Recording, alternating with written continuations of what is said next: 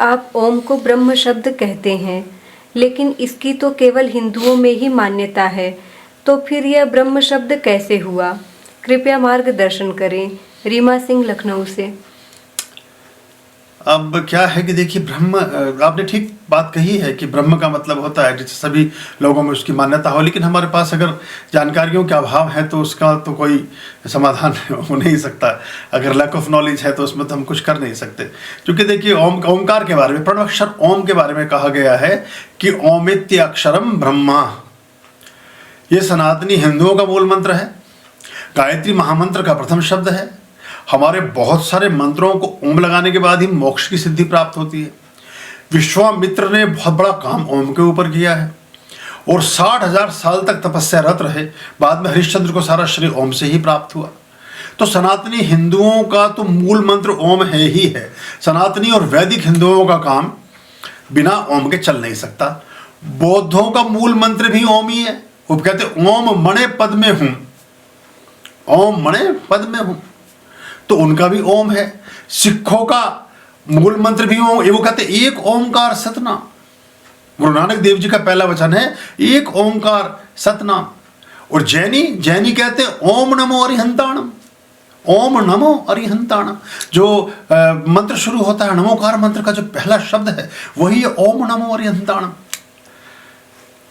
2023 में, अभी पिछले वर्ष ही, अरब में एक जगह वो खुदाई कर रहे थे जहां उनकी जेसीबी लगी थी और कुछ थी। वहां 8,000 साल पुराना, 8,000 वर्ष पुराना मंदिर मिला है अरब में, और यज्ञशाला मिली है। वहाँ बहुत सारे, वहाँ छोटे छोटे स्टेचूज मिले हैं, और उसमें जो वो निकली हैं, जो वहाँ शिलाखंड निकले हैं, उन शिलाखंडों से ऐसा एहसास हो रहा है, जो अरब के अथॉरिटी ने उसको शेयर किया अपने सोशल मीडिया पर, बाकी पर, उसमें ऐसा लगता है कि जैसे वहाँ प्राचीन काल के वो प्रस्तर स्तंभ रहे होंगे।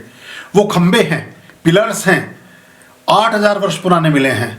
और ये इस बात को बताता है, देखिए इस्लाम का तो पूरी हिस्ट्री 1400 वर्ष पुरानी है, 1400 वर्ष पुराना है, तो 8,000 वर्ष पुराना उसको कार्बन डेटिंग एज में माना गया है। तो अब आप ये मान लें कि कब से हमारी परंपरा वहाँ चल रही है। और मोहम्मद साहब जो इस्लाम धर्म के प्रवर्तक थे, जो पैगंबर थे, उनके जो सगे भाई थे उमर बिन हश्शाम, वो तो महादेव के परम भक्त थे।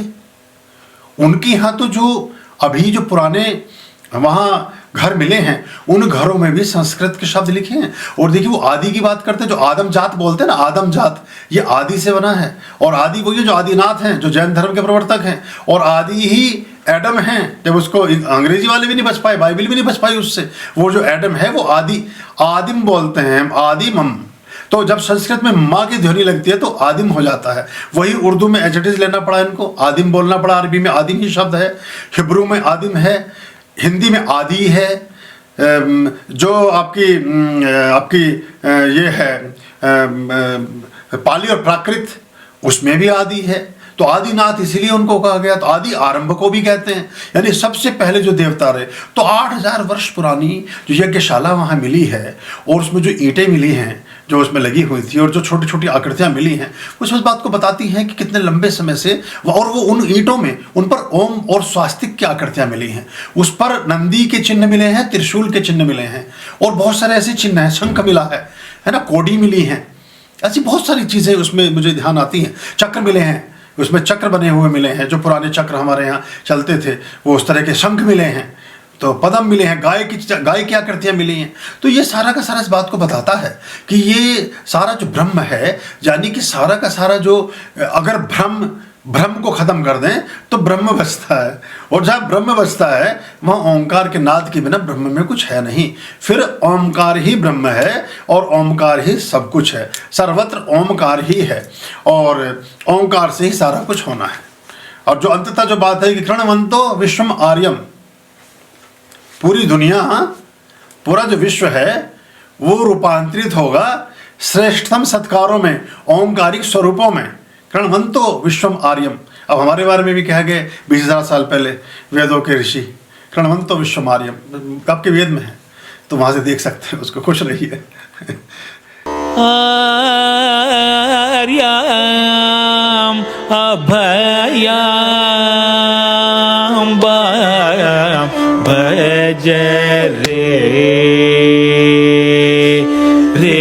चित्त संततम